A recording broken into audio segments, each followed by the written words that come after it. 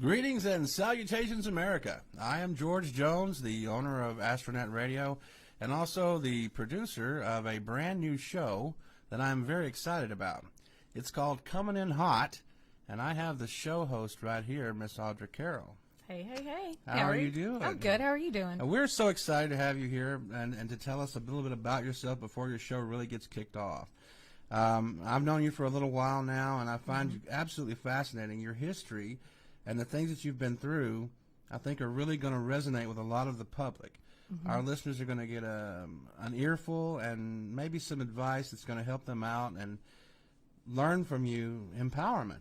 I hope so. Some of it may be a little unsolicited at times, but, that's just me. Well, now, you live here in East Texas, right? Yeah, I was actually born and raised about an hour from here in Mount Pleasant. So coming to Tyler was like a mall shopping trip because we didn't have a mall. Right. Oh, yeah. I'm familiar with Mount Pleasant. It's a little burg, but Little bitty. Yeah. It could be worse. I was raised in Betty, Texas, which is Oh, wow. that much smaller. Yeah. Oh, yeah, definitely. Yeah.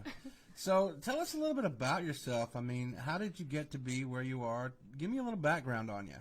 All right. Well, like I said, I was born and raised about an hour from here. And by the time I was 18, I was married, out of the house.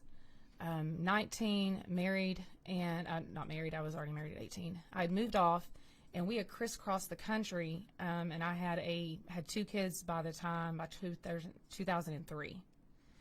And my ex-husband was in the Navy, so we went from Connecticut to Washington, from Washington to Virginia to Arkansas. Oh, you did a lot of moving around, didn't you? Yeah, we did. Wow. Let me tell you, military movers are like the best. Really?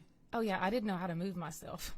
They just came in and took care of it, huh? Yes. You can, you have an option. You can either pack up and move yourself and, put all your stuff on a trailer, weigh it, take it over scales and all this kind of stuff, and the military will pay you to do that. Or they can hire a moving company that will come in, box everything, and then send it across. Wow. Well, how long did you stay in each place? I mean, how often were you moving around? We moved around probably about every year and a half to 2 years. Really? Yeah, it was quite a bit. Well, I know that's probably nothing odd or strange to military personnel, but how did that affect you and your kids moving around like that? The kids are really little, so for them, I think they were fine. For me, I had to start over almost with new friends every single time we moved because there was no guarantee that anybody was going with you that you knew, or if the duty station you were going to, there would be anybody there that you knew. So it's a very small community from one base to another, especially with my ex-husband's job. He was a submariner, so there's a much smaller community than being on a surface ship or something like that. Do you feel like it made your social skills a little better, having to make friends over and over and over again? Yeah, probably to an extent. I'm an extrovert, so that kind of helped pay off a little bit. That is for sure. You are an extrovert. The first time you walked in here, you were grinning from ear to ear, and you were like, "Hi, I'm Audra." And I was like, "Okay, rock and roll." It was like there's a redhead on fire. Yeah. No, that was great. It was fantastic. And as soon as I saw you, I was like, "Okay, she needs a show." Yeah, she's the kind of person that will resonate, and that was awesome. Well, keep going. Tell me a little bit more. Let's see. So once we got to Arkansas, unfortunately, the marriage dissolved, and so I went through a divorce and ended up back in Texas. So there I was with two kids back home, and really no formal education, to be honest. I had a GED, and so I needed to figure out what I was going to do. And so I decided to go to school and get a CNA license. So I did that. And Now, for those who might not know, what's a CNA license? Certified, you're going to ask me, certified nursing Okay. assistant. I'm like, I don't even know anymore. All right. Yeah, that's exactly certified right. nursing assistant. Yeah, I know what I was. She's good. She's good. You're right. So I did that, and I worked in a nursing home in Longview for a year. But about 6 months into that, I realized that the things I had maybe been promised were maybe not so accurate with that job. Well, you were in Longview, Texas. What'd you expect? Well, I don't know. I was here. Sorry, love you, Longview. Mean it. I mean, I was like, I just wanted health insurance. I just wanted health insurance, and I thought I would get health insurance, and I didn't. Really? You were working in the healthcare field and couldn't get health insurance? Exactly. Wow. Making minimum wage. That's kind of tough. Yeah, it was. Yeah. So I had to reevaluate my situation again and decided that I needed to go back to school. And what were your duties before we move forward? What all did you do in this nursing home? I was a night CNA, so I was there and had to go in and check on the patients every 2 hours, turn them and things like that, and I worked an 8-hour shift, so I was on a night shift. Wow. But I was more of the nurse's assistant, you know. And still making minimum wage. That's you're doing all the things the nurse is doing pretty much. Yeah, there was a lot. I mean, we waited on them, you know, hand and foot. So it was a lot of difficult work, but I ended up falling in love with it, and I did not expect to. I did not become a CNA out of a passion or a want. It was a definite necessity and a need. It was a means to an end. And then when I got in it, I was just blown away at how much I love geriatrics. Right. Well, it's rewarding, I would imagine, taking care of the elderly and just being there for them when nobody else might. It is, and that's probably the one thing that just sticks out in your mind when you very first start working with patients like that, is that they don't have a lot of one-on-one interaction with people. There's not a lot of family members coming in to visit and spend time with them. So it's very lonely for them. And that speaks a lot about you and the fact that you actually fell in love with that career choice and you cared about your job, because even that's getting rare these days. Yeah, and that job right there is a lot of turnover in that type of field too. I imagine because it's so. emotionally difficult on people to deal with that type of work. Did you lose a patient? I did. Actually, the first patient that I was there, that it wasn't actually my patient. I happened to be covering someone else's rounds, so it wasn't someone I was familiar with. But I was actually the only person there with her when she passed away. The family wanted to be notified after. And that was hard for me. That's tough. That was really hard. That's tough. Yeah. So, but I sat in there with her all night and talked to her and let her know when I was going to do my rounds, and came back and checked on her. And after I went to go do one of my rounds, one time she had passed away. Was she still cognizant all the way up to that point? No. No. No, not at all. Wow. So it's definitely a difficult field to work in, but it is very rewarding, especially for the patients when you find someone that has a passion for it. Did you often make connections with them? I mean, were you able yes. to? Did you? Quite a bit? Yes. Yeah. And the stories. I mean, the stories were just amazing. Getting to hear about their childhood and what they experienced and things like that. It really opens up your mind to, I say a lot. I say a lot. You do say a lot. I'm going to start calling you Miss a lot. That's going to be your DJ name. This is my DJ name. And now, right? Miss Lot, coming at you live from Astronet Radio. Hey, I can pull that off so good. I bet you can. Oh my gosh. But yeah, that was very rewarding. But you know, I learned after a while that I was going to need something more than that if I wanted to create the kind of lifestyle to sustain my family and my kids. So that's when I decided to go back to school. Okay. And I imagine that trying to make that transition at that point wasn't very easy. It was extremely difficult. I started out going part-time, and I was trying to do my homework a little bit at night on my breaks, and was eventually told I wasn't allowed to do that anymore. So therefore, I ended up quitting my job and going to school full-time. It sounds like they were making you choose, you know, and that's kind of silly because they probably needed you. Yeah, it was. Yeah, I was. Then there was only so much I could do. I mean, if I really wanted to, I guess I had to make a choice. It was which was more important to me, to stay here to make this $8 an hour, or to take a chance on stepping out and going back to school and making something more of myself. Was it a difficult choice? No, the difficult choice was taking out the student loan. That was the difficult choice. That's a pretty difficult choice. Those things can haunt you forever. I'm telling you. I know. You know, I heard, random side note, I heard they were going to forgive those. That's what I heard. I don't believe it. I don't know. I'm holding my breath, but I heard that because of what's going on in the world, they're going to try to re-stimulate the economy by forgiving those things. Could you imagine? Would you please? Please, I God, know, please. help us. We've got two. Please. At least I'm not a doctor. I haven't paid one back, though, for a physician. Right. Oh, my gosh. But, so you made the decision, and you went back to school full-time or whatever, and how did that work out? How difficult was that, juggling your kids and everything going on? extremely, extremely difficult. Extremely difficult. For over 2 years, I went to school full-time, and I ended up settling on, at first I thought I was going to go back for physical therapy, and I ended up settling on becoming a nurse. And in a psychology class, we watched a documentary called The Business of Being Born. which I don't know if anybody's ever watched that documentary. If you haven't, you need to go check it out. It's been out for a long time. What's it called one more time? The Business of Being Born. The Business of Being Born. Okay. Ricky Lake, I believe she directed and produced it, but I may be wrong. Okay. But it was about home birth. And so this is a full, total different field than what I've been looking into. I'm still looking into geriatrics. That's still my plan. And again.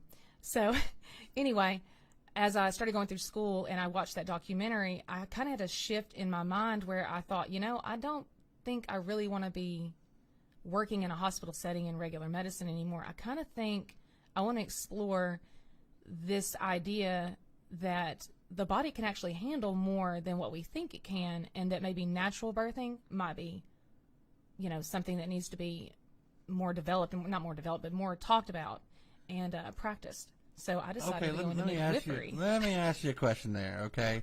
Because that's an interesting topic, okay? See, I'm saying now. See what you've done to me? No, actually, and just means that the brain's working, and that's a good thing. Oh, good. I'll take it. That's a good thing. I'll take it.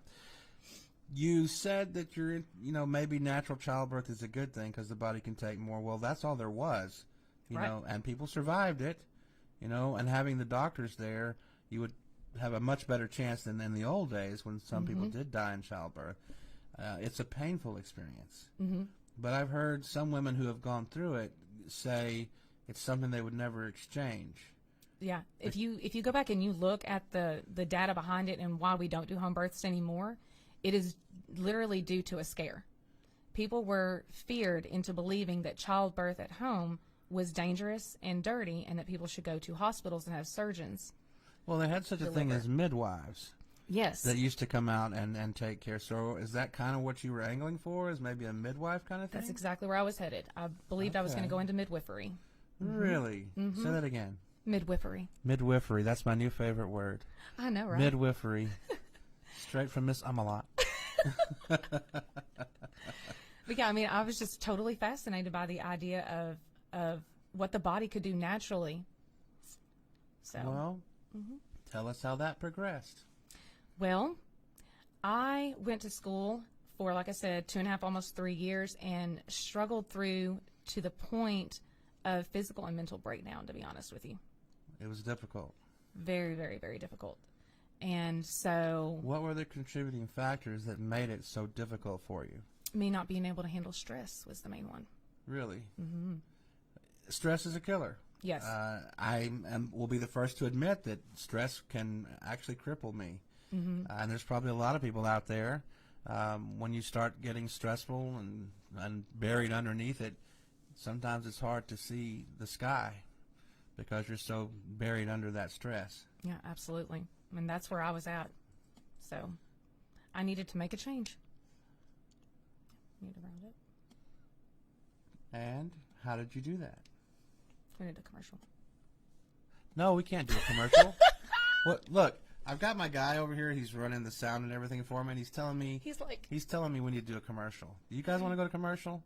Okay, fine. Go to commercial. Whatever. We'll be back. Well, maybe. I don't know. It's hard.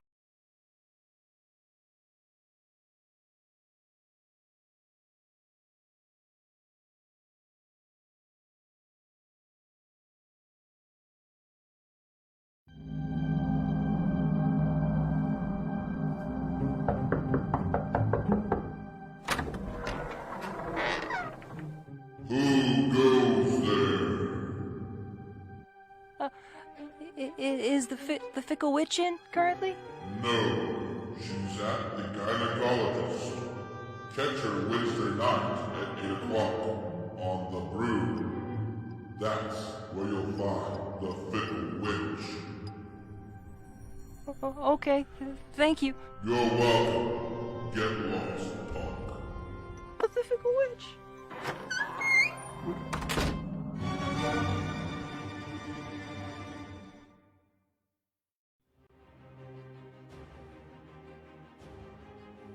Hello, ladies and gentlemen. This is a public service announcement from the On Air Decency League.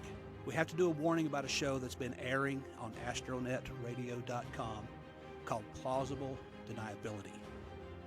This show is filth. Some people think it's funny, they think it's hilarious, but it's got language, it's got situations, and quite frankly, it's making me sick. Okay? You don't need to let your kids listen to it. You need to lock up your wives. You need to make sure no one gets out and listens to this. Do not tune in Saturday night at 9 p.m. or Monday night at midnight, or especially not Wednesday night at 10 p.m. Please, for the sake of decency, don't listen to this show.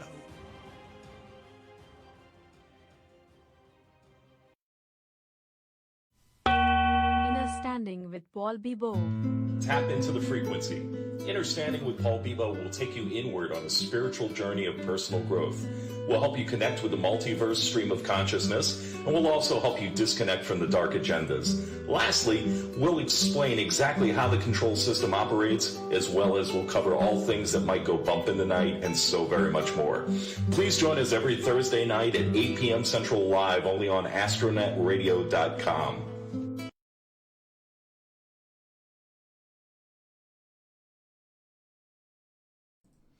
And we're back. I am George Jones interviewing Audra Carroll, who is the new host of Comin In Hot. And we've got her through her early part of her career and the choices that she's made. And now we're about to find out what happens when stress gets to be too much.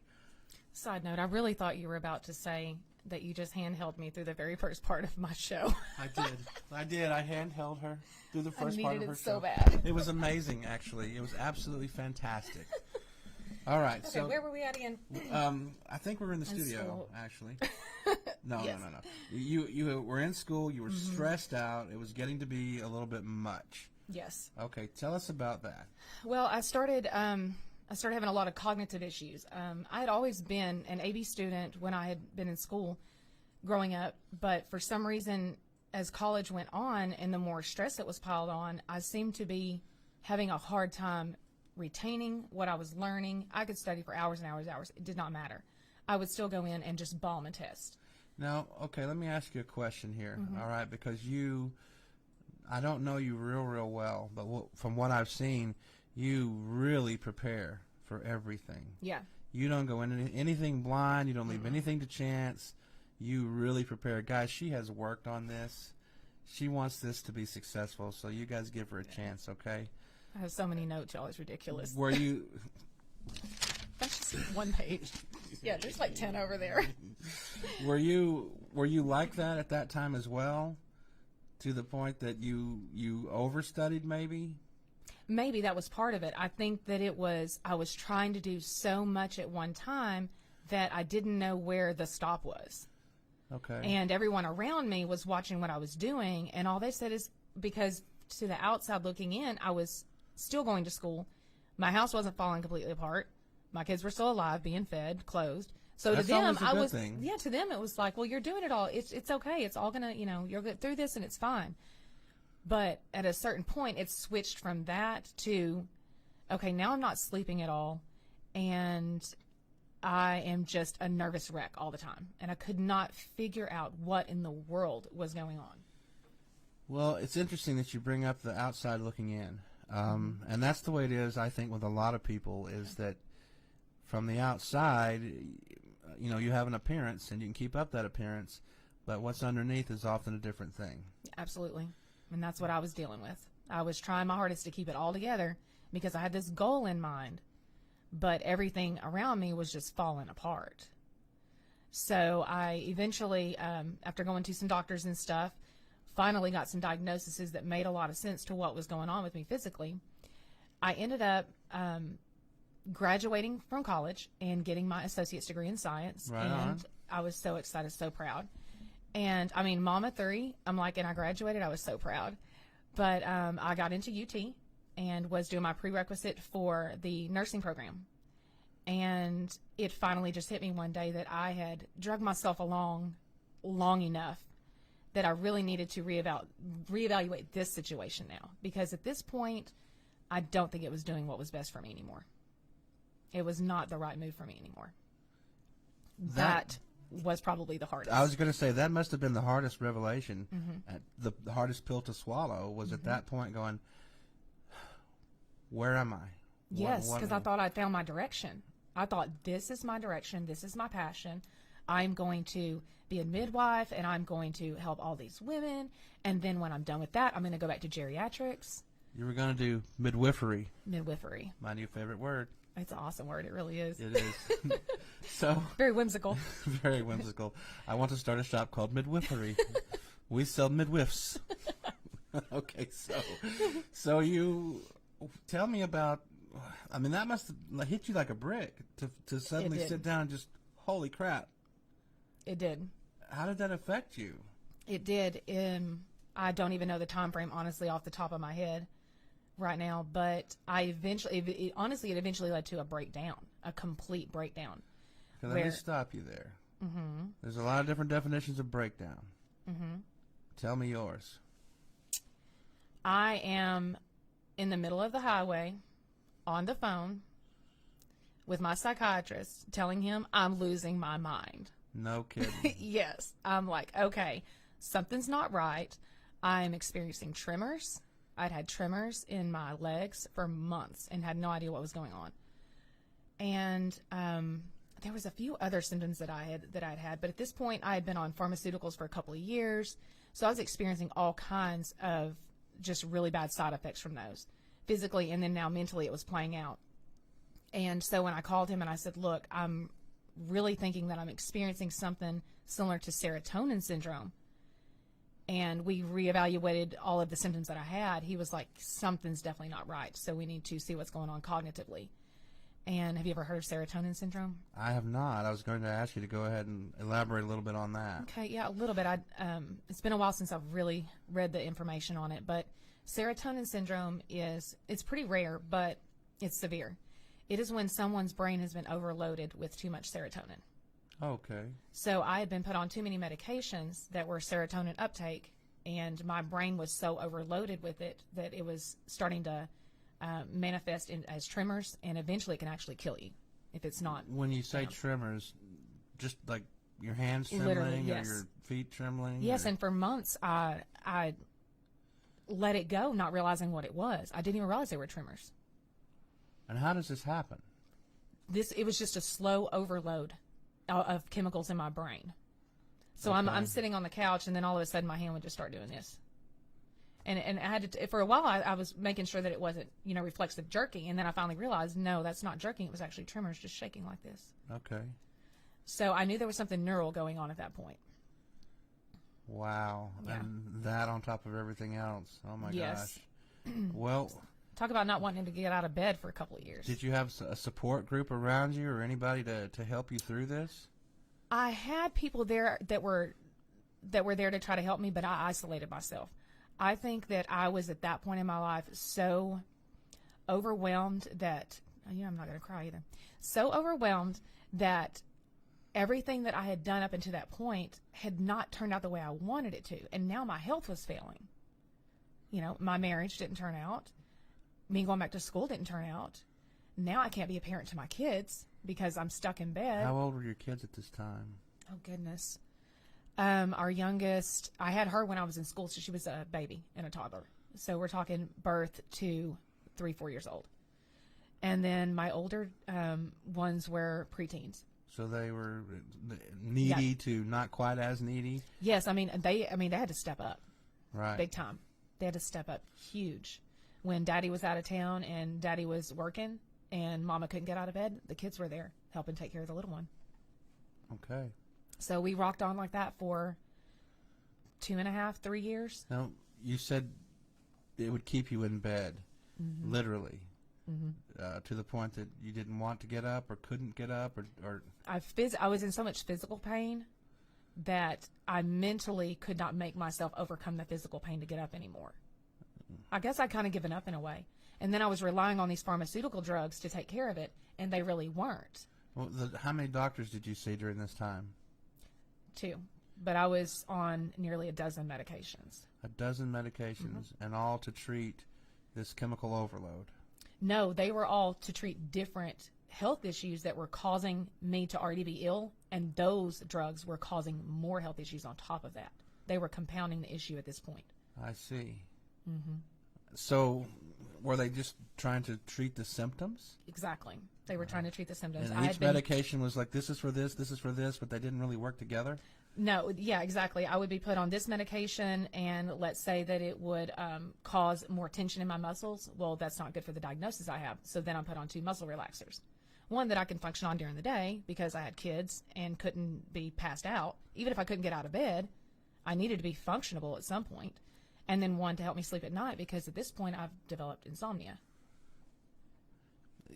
I want to stress this to people out there. This does happen, and it's an amazing sort of a slide. You don't even know you're on it until you hit the bottom. When you go through so many things and the stress piles up, and you have health issues, and you try to document or fix or whatever you need to do, and it just adds to until you get to the point that Audra was, where she couldn't even get out of bed. There's a lot of people that suffer from different things, including depression, like myself. Where sometimes getting out of bed or even just opening your eyes is a monumental effort, and I respect the fact that you pulled through that. It was definitely not easy because I didn't have anybody necessarily there telling me how to get out of the situation I was in. So I kind of had to take it upon myself. One of the 2 physicians, the psychiatrist actually, he advised me that I needed to evaluate because I opened up to him and I said, I feel like I really need to reevaluate all these medications. And he said, I think you do. And so I sat back and thought about it, and I thought, I'm not feeling better than I did when I got on them. In fact, now I've gained weight. I probably am moving around less than I did before. I don't feel physically any better, and now mentally I'm suffering.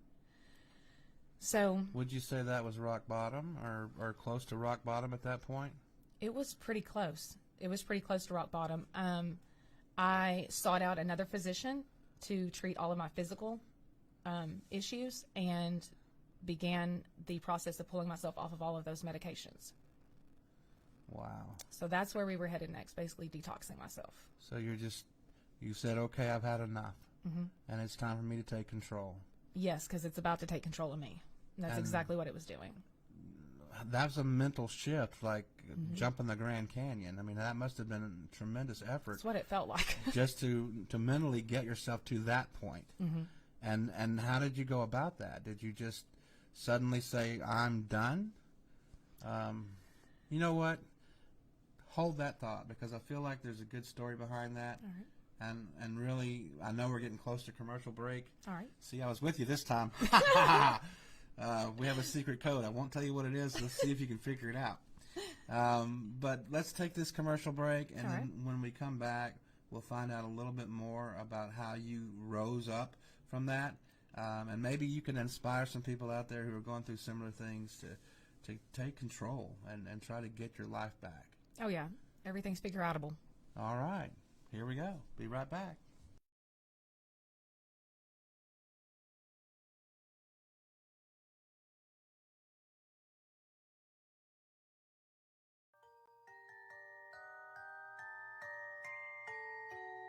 There is a place between the dark and the light, between the day and the night, where things are shadowy and gray, and we walk there on a walk in shadow.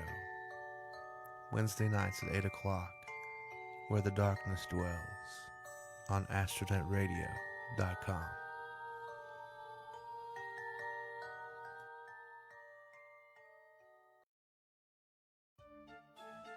It's been said life is like a box of chocolate, but no, that's too simple. Every Tuesday at 7 p.m., View from the Carnival works to explore people's experiences in surviving mental illness. On View from the Carnival, we discuss the common threads that bind us in this interesting, sometimes disappointing, colorful, and yes, happy freak show roller coaster of life. Join us and see what happens Tuesdays at 7 on astronetradio.com.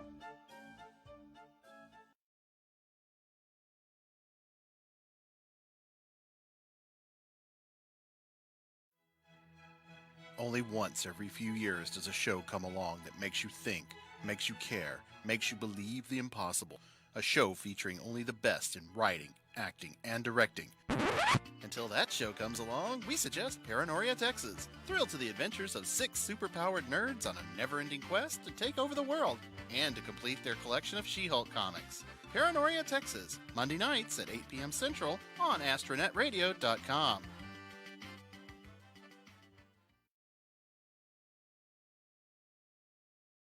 All right, we are back. I am George Jones interviewing Miss Audra Carroll, who is bringing a brand new show called Comin In Hot right here to Astronet Radio. And so far, we've learned quite a bit about her.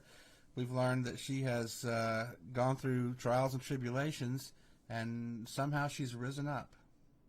Now, we stopped right there before the commercial break talking about how you had kind of hit the bottom and you decided to get off the medication and you were going to take control because, in your words, everything is figure-outable.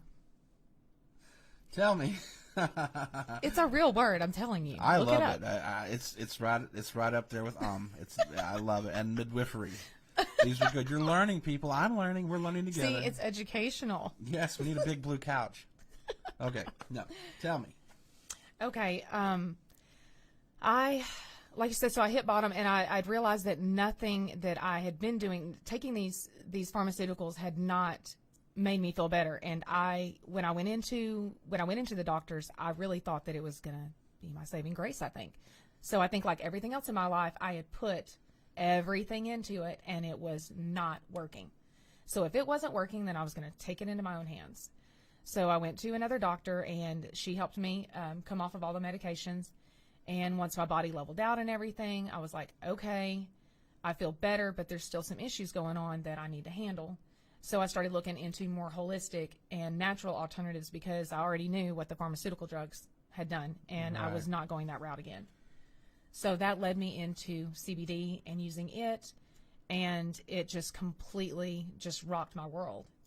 I could not believe how much better I felt and just how quickly my quality of life started to improve. Okay, hold that thought. We'll get back to the CBD in just a second. So did you just drop them on the other medicines? Did you slowly wean yourself off of them? I had to slowly wean myself off. How long of a process was that? I did it. It was different ones, but altogether I was off of all of them within probably a month, about 6 weeks. And how many total were you on? By the time I started to wean off of those, I was taking regularly about 6. Oh, the other ones were like PRN, like the muscle relaxers and stuff like that. Right. Okay. So the big mamma jamma was getting off of the hydros. Now, okay, you mentioned CBD. All right, now, not everybody out there knows what it is. I have heard about it thanks to people like Audra who have explained to me what it is and what it does. And there's still some controversy over it and people that are scared of it and people that just don't understand it. So take a minute, would you, and explain to everyone what CBD is. Absolutely. So CBD is cannabidiol, and that is one of the constituents of the hemp plant, and it's also in the marijuana plant. So you have the cannabis plant. I'm going to go ahead and give you all a little schooling. You have the cannabis plant, and 2 of these species of that is going to be hemp and marijuana. Hemp has a high rate of CBD and a low rate of THC. And marijuana is exactly the opposite. So you cannot get high if you're using CBD that is made from hemp, industrial hemp. I know some of you guys are out there going, bummer, but hey. I'm telling you, it works. It's fabulous. So anyway, I started using it, and once I started seeing the improvements and everything, we were talking about the research. I'm sorry. How does it work? See, I forgot. It's all good. Okay, so how it works is I started doing the research and found out that in your body, all over your brain, all over your organs and everything are receptors. And there's a whole system called the endocannabinoid system. The endocannabinoid system receives everything that's in these plants and helps improve your quality of life. We're all kind of deficient in it, like a vitamin D or vitamin C. A lot of people are deficient in it, and when you're deficient, it can lead to all kinds of health issues. Okay. Is it topical, or is it ingestible, or? There's all kinds of different ways. The best way to get it in your system and to get the best results is the sublingual right now. So to put it under your tongue and let it set, that is definitely the best way to get it in. Does it taste nasty? No. It just depends. I like the peppermint flavor. Oh, there's flavors. Oh, yeah. Oh, okay. I wish I had strawberry guava. So do you just like drop it in or Yep. with a dropper? Yep, drop it in under your tongue, let it set for a minute, and then you're good to go. How many drops does it take? It depends on what you got going on. Okay. Just saying. There's different levels of drops Oh, here. yes, there is. Okay. But I mean, funny enough, just a side note, that endocannabinoid system, you know, I told you I went through school for a couple of years to be a nurse, and that is nowhere in any of my medical books. Really? None, not one. I've never heard of that until you just mentioned it. It's not. Okay. It's not widely taught. That's interesting. A lot of medical professionals have never heard of the endocannabinoid system. Do you think that they eliminated that because they were afraid people were going to think, okay, let's go smoke some weed? No, I think they eliminated it because they wanted you to buy pharmaceuticals. I know. Sorry. Really, no. Anyway, but do you think that? I mean, is that it? You think they wanted the pharmaceuticals to flourish, big pharma, rather than maybe. Well, that and probably Yes. also controlling the weed population out there. I don't know if it did much for that. I don't think it did much for that at all, but whatever. They're still all happy. So okay. So you discovered it, Yeah. and you started taking. Now, how did you discover it? Did somebody turn you on to it? Or? Yeah, somebody called me and was like, hey, you should really try this CBD out. And I was like, maybe, okay, I'll see.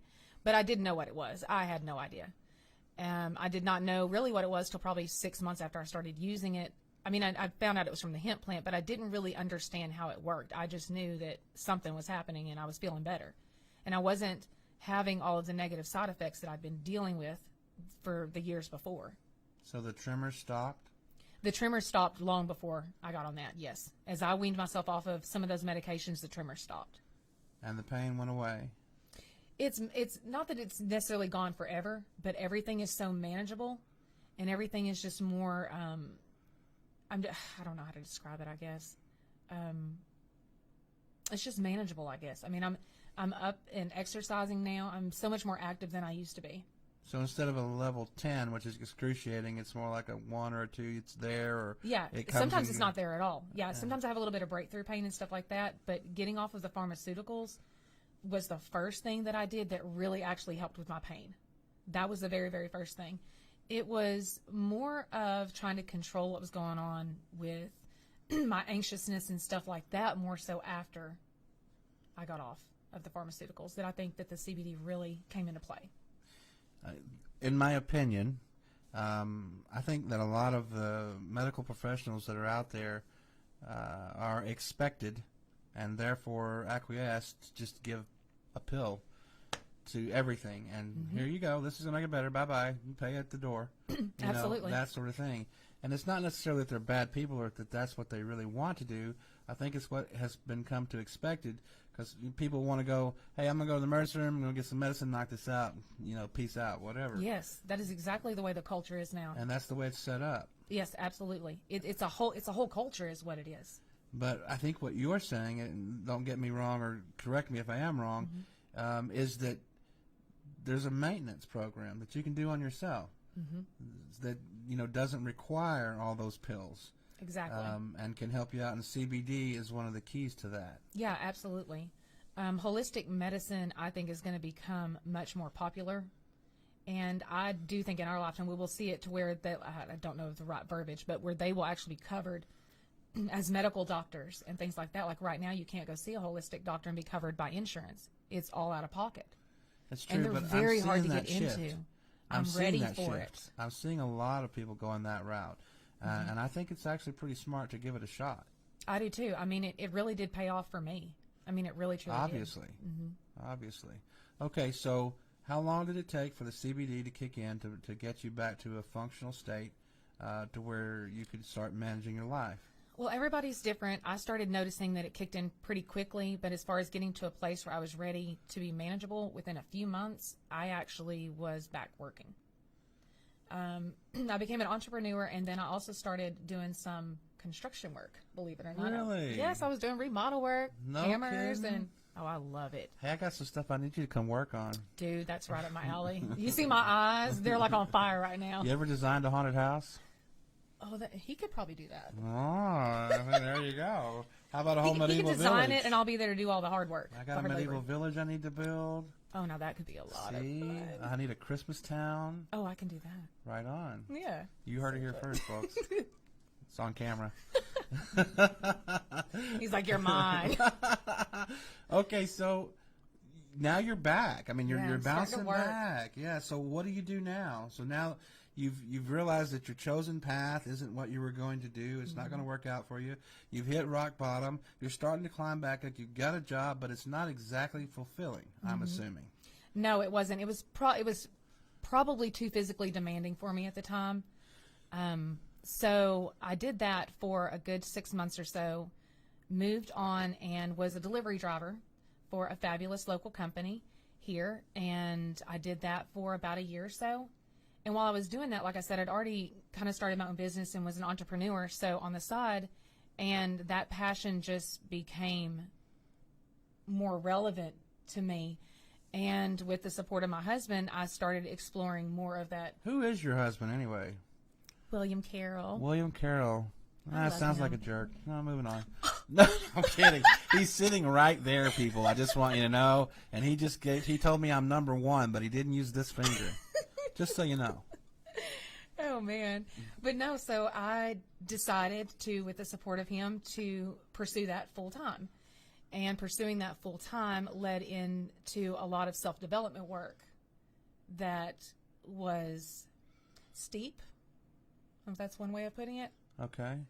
So I guess I could start with my mentor there. And that kind of all led me here to this, I guess, is what I'm getting at. I was trying to figure out how to make this business work.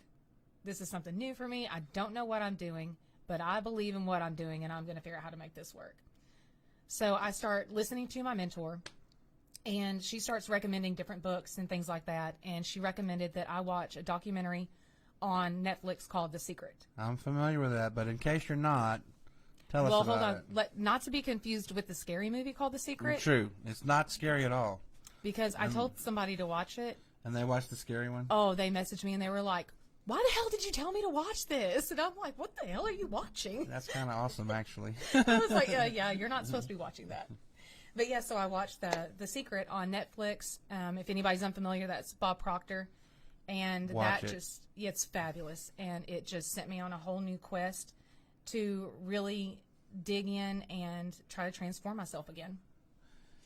The thing about The Secret, I watched it a while back, and it's so empowering in a way. It kind of opens your mind up to how you can manipulate your own universe. Absolutely. That's what I think. And while I would love to talk about that some more, I've received my secret cue that we're about to go to commercial break.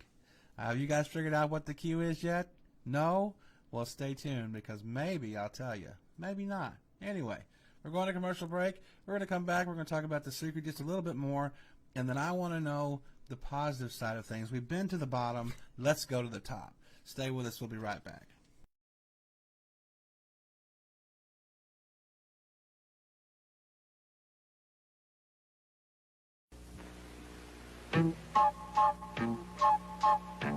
I drink Dr. Pepper, don't you see? 'Cause it's the perfect taste for me.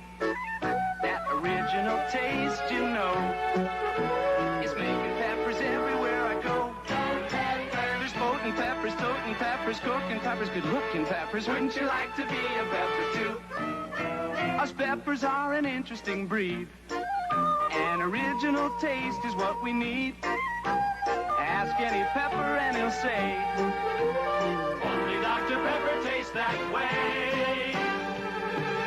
There's carrying peppers, marrying peppers, diet peppers, quiet peppers. Wouldn't you like to be a pepper too? There's saluting peppers, tooting peppers. I'm a pepper man. Wouldn't you like to be a pepper too? Be a pepper, drink Dr. Pepper. Aye, aye. Be a pepper, drink Dr. Pepper. Yes, sir. Be a pepper.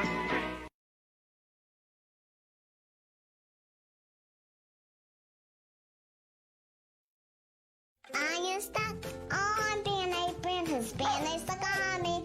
I am stuck on Band-Aid brand, cause germ don't stick on me. Was there a hole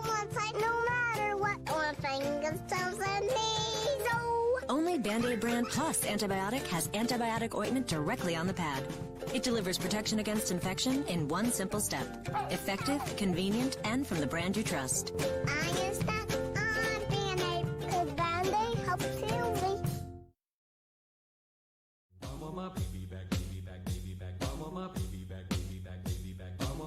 Chili's baby back ribs. Chili's baby back ribs. Barbecue sauce.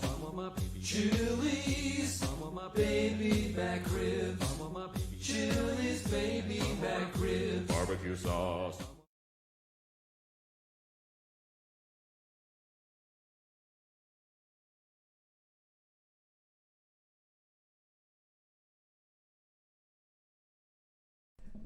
And we are back. Here I am, George Jones, in the Astronet studio with our brand new host, Audra Carroll, talking about her new show called Comin In Hot. We've gone all the way from the medium ground to the bottom, and now we're on the rise back up. Finally. And we were just talking about a program on Netflix called The Secret. The Secret, yes. Do you have anything else you'd like to say about that real quick? Well, it is, I probably watched it about 7 or 8 times. In a very short period of time, we have made our children watch it. But it is a fantastic documentary that allows you to look at your mind from a different perspective and to really evaluate yourself and see really how much control you actually have over what's going on in your environment from a subconscious level. So some deep stuff, but it's good. It's deep, and I would say you described it very well. Oh, thank you. It just alters the way you think if you allow it to. Absolutely. And it can make a difference. Absolutely. It can make a big difference. Mm-hmm. I recommend it as well. So if you get a chance, do check it out. It's on Netflix. You can see it, and you might even be able to find it in other locations. I'm not sure. Okay, so you're on the rise. Mm-hmm. Okay, tell me, what do you do? Well, my mentor, I was listening to what she was saying, and she was saying basically you need to become the leader that you don't have, and you need to find the people that are doing the things you want to do and do what they're doing. Okay. Like just simple, straightforward, which is why she's my mentor. Right. I dig that kind of just ABC, do it kind of thing. I like that. I think it's really cool that Katy Perry is your mentor. Not even close. Not even close. Kidding. But so when I was watching Bob Proctor, there were some other really awesome people on there. Let me see if I can find his name. Not Dr. Joe Dispenza. I can't think of his name right now.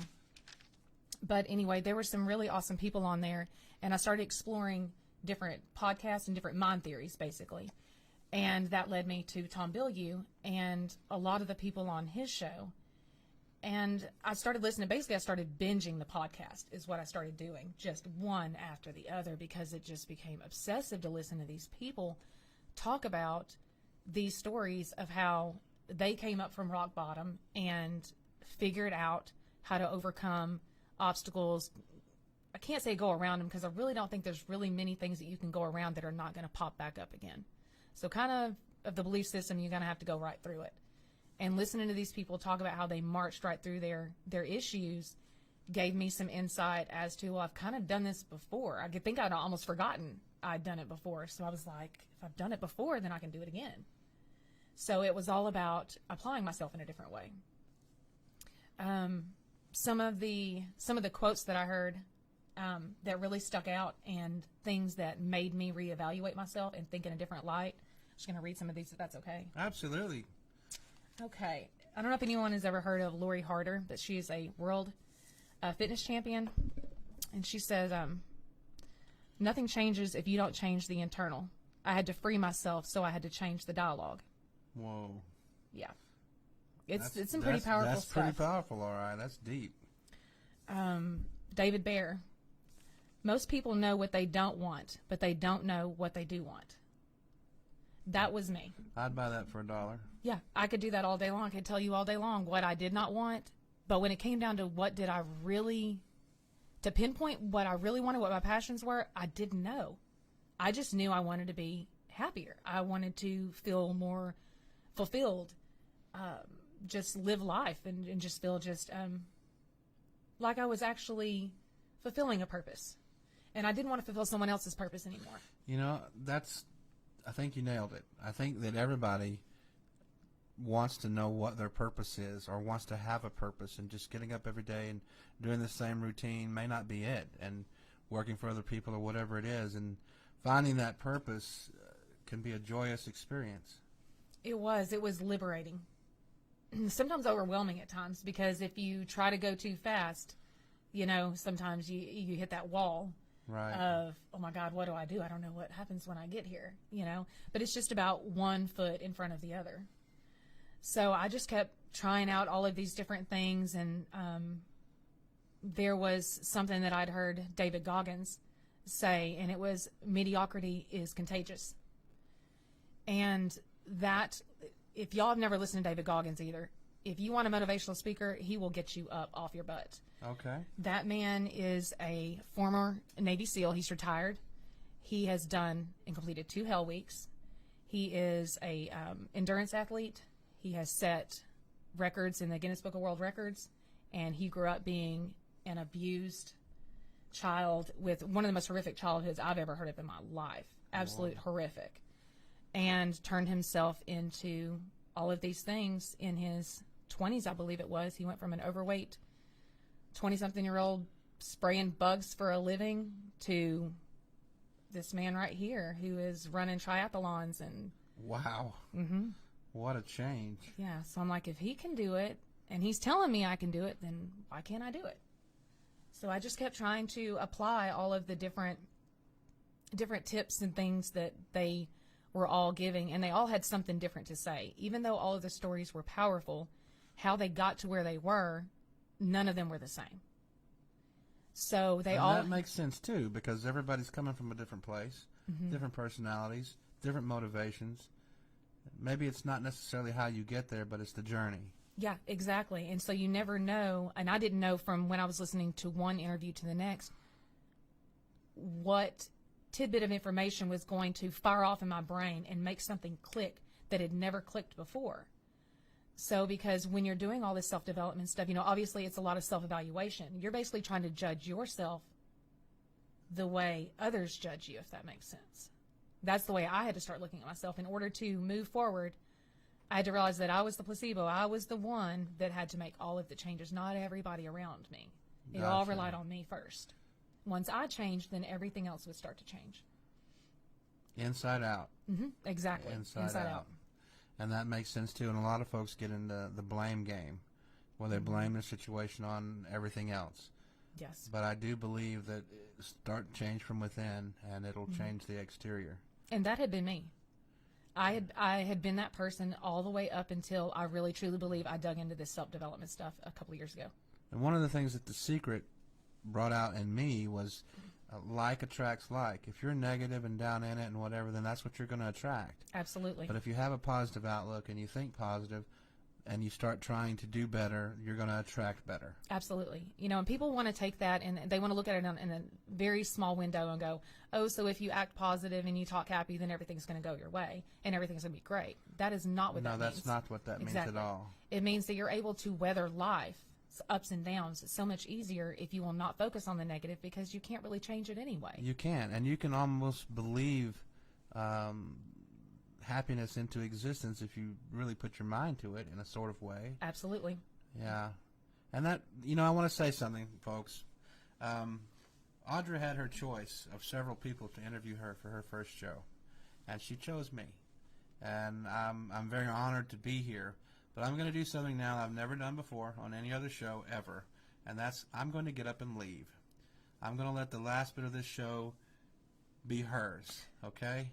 Because she's got a lot to say, and this is the part where it really takes off, where her story begins, where she tells you how to get up and get going. So, Audra, it's been my pleasure. Carry on. Thank you so very much. About how much time do I have, sir? All right, about 5. All right. So here we go. So as I was saying, so I started listening to all of these other people, and I wanted to do what they were doing. I wanted to wake up every day and not be fearful of what was to come. I wanted to live in my existence and not hide any parts of who I was anymore. So I started practicing, like I said, some of the things they had talked about, and one of the biggest things was meditation. I just want to offer up some things that you might implement that might help you, and meditation was a huge one. Meditating on the things that you want, focusing on the things that you want, will help you to implement actions throughout the day that will allow you to bring those things closer to you. Checking your emotions. I had to check my emotions. I would talk to myself. I look like a lunatic. It's okay. Look like a crazy person. It doesn't matter in the end. It's all about you and where you're going. So I'm an emotional person, and I would make a lot of my decisions based off of my emotions, and I had to learn not to do that. So I would literally tell myself when I was very upset about things that right now your emotions just do not matter. You get through right now, and if you're still upset about it in 15 or 20 minutes, then maybe you can go back. But other than that, keep moving forward. I think another really good tip is being grateful before you ever get out of the bed any morning, before your feet ever hit the floor. You should be grateful. Find 3 things that you can be grateful for. And I try to do the same thing at night before I go to bed.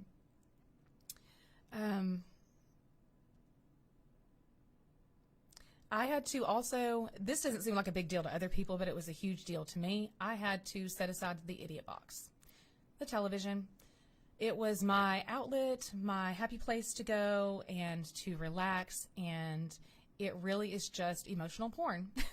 So I would let that have all of my emotions and then find myself unable to deal with real life, and I had to learn that that was not the place I needed to be and to not give my energy to that anymore.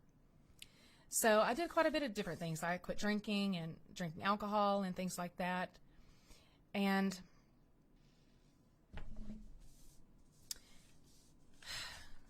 then I came here. And I am hoping that I can take not just my story, but the stories of other people, their experiences, what they have done to get to where they are now and to create their successes. And I hope to bring them on and to let them share that with you and give you the tools that you need in order to be able to take yourself out of any situation that you're in and turning into something that you want. I felt this nudge for a long time, and I just didn't know how it was going to come about. And I think that, like George was saying, sometimes things just they're attracted to you when you really put your focus and your energy into it. And that's what I've done, is really put my time and my focus and my energy into trying to serve other people. And I hope that with this podcast that I can reach and help a lot of you. So anyway, I think that's about all I got. I will be back next week, and I hope you enjoyed. So have a good night.